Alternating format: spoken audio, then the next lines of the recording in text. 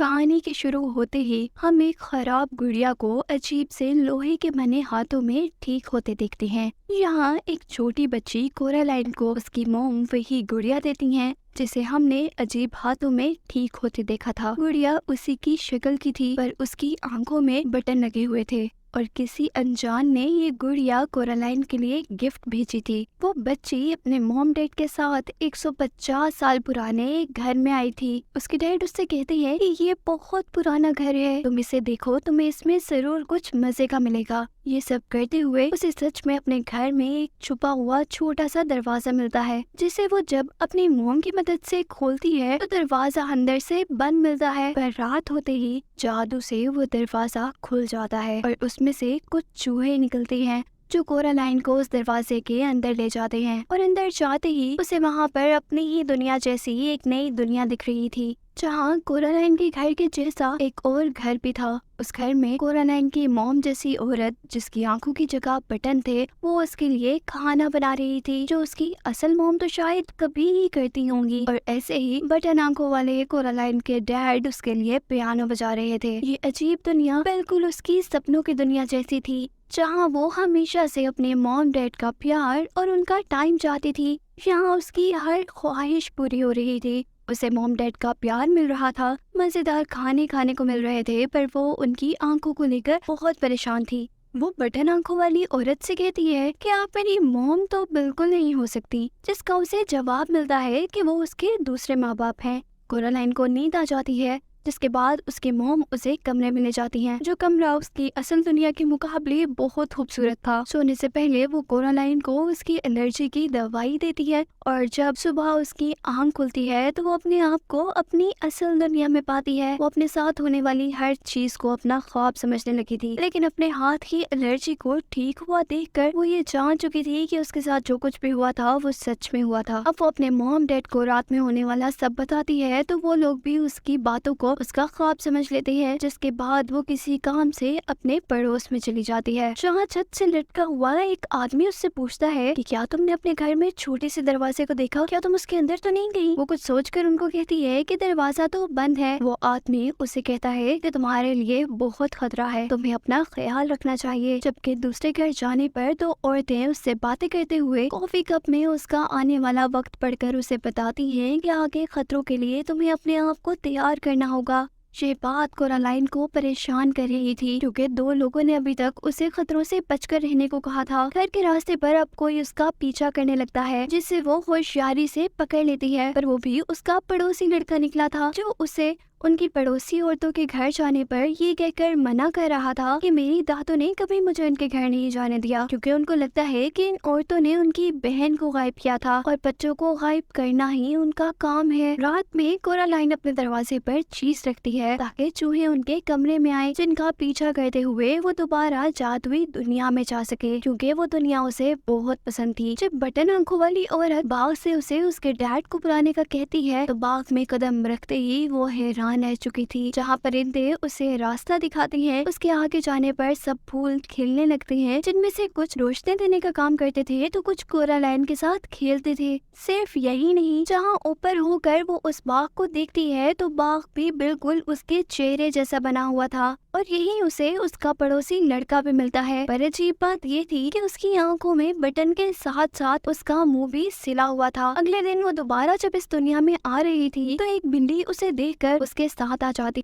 और ये सब देखने पर परेशानी में कोरालाइन को कहती है कि तुम इनके जाल में फंस रही हो, ये सब 2 दिन में खत्म हो जाएगा। हर दिखने वाली चीज सच में नहीं होती कोरालाइन। उनकी इन्हीं बातों के दौरान बटन आंखों वाली औरत कोरालाइन को सर्कस देखने भेज देती है, जहाँ सर्कस उनकी असल दुनिया के पड़ोसी कर रहे थे। कहानी के शुरू में जो आदमी उल्टा लटका हुआ था वो कोरालाइन को चूहों का डांस दिखाता है और पिंक लेडीज खुद डांस करती हैं। वापस जादुई दुनिया के घर आने पर वो बिल्ली उसे कहती है कि कोरालाइन तुम बहुत गलत कर रही हो, तुम खतरे में फंसने वाली हो। वो उसे समझाने के लिए एक चूहे को पकड़ती है, जो चूहा पकड़े जाने पर एक अजीब सी क्रिएचर में चेंज हो गया था। तभी कोरालाइन को बटन आंखों वाली औरत बुला लेती है, जो उससे कहती है कि अगर तुम्हें हमेशा हमारे साथ इस हसीन दुनिया में रहना है तो तुम्हें अपनी आंखों में बटन लगाने होंगे। अब हर चीज कोरालाइन पर क्योंकि खुल चुकी थी उसे अब बिल्ली की भी बात समझ आ गई थी, तो उसे इस बात का अंदाजा तो था कि वो आसानी से बटन लगाने से इनकार नहीं कर सकती। इसीलिए अब वो उनसे ये कहती है कि मुझे अभी नींद आ रही है और मैं अब सोऊंगी और सुबह उठकर ये बटन लगा लूंगी। कमरे में जाने पर वहाँ की हर चीज बोलते हुए उससे पूछती है कि तुम्हारे बटन कहाँ है, जिस पर वो सबको डांट कर कहती है कि मैं यहाँ से निकल जाऊंगी।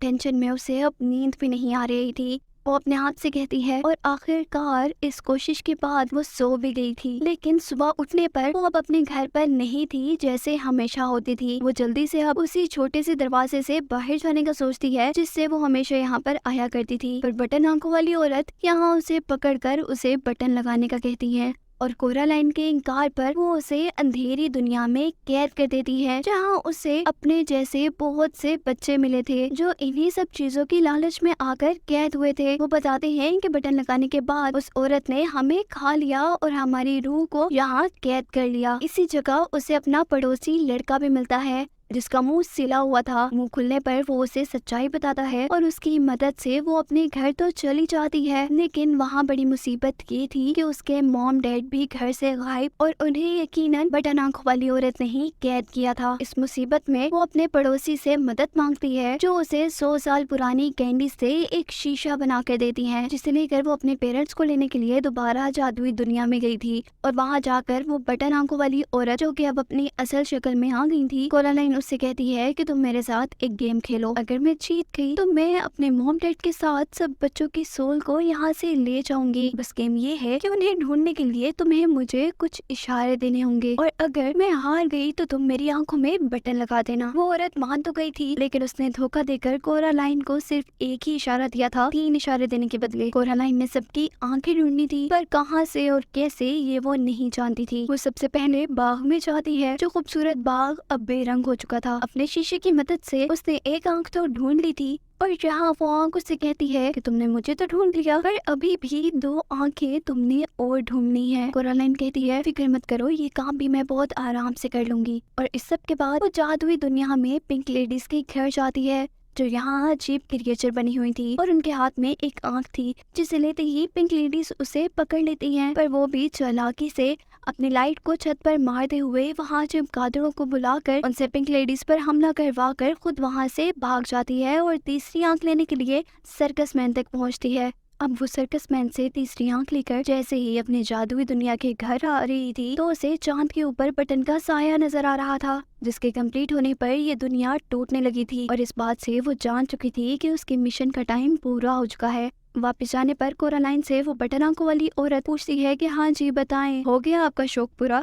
क्या आप अपनी आंखों में ये बटन लगाना पसंद करेंगी? जिस पर कोरालाइन कहती है नो, मुझे आंखें मिल गई हैं। ये सुनकर बटन आंखों वाली औरत बहुत ज्यादा हैरान हो चुकी थी। वो कोरालाइन से आंखें मांगती है, लेकिन कोरालाइन भी बहुत चालाक थी। वो उसे आंखें देने से पहले कहती है कि चलो पहले बाहर का दरवाजा खोलो, फिर मैं तुम्हें दिखाऊंगी। जहाँ कोरालाइन की बिल्ली ने उसके मॉम डैड को भी ढूंढ लिया था, जिसे इस बटन आंखों वाली औरत ने एक मिरर के अंदर कैद किया हुआ था। कोरालाइन बिल्ली से उस औरत पर हमला करवाते हुए धोखे से अपने मॉम डैड को यहाँ से लेकर भागने वाली थी कि तभी उसके धोखे के नतीजे में वो औरत उसे अपने वेब में यानी अपने जाल में कैद कर लेती है, जिससे निकलना उसके लिए मुश्किल था। पर वो हार नहीं मानती और अपने मॉम डैड को घर लाकर वो मिरर तोड़ देती है जिसमें वो कैद थे। फाइनली अब कोरालाइन जीत गई थी, उसने अपने मॉम डैड को बचा लिया था। इस पूरे मिशन में वो बहुत ज्यादा थक चुकी थी, इसीलिए वो सोने चली जाती है और उन आंखों को अपने सरहाने के नीचे रख देती है। देखते ही देखते उसकी छत रोशन हो जाती है। जिन बच्चों की रूहों को उसने आजाद करवाया था वो सब उसे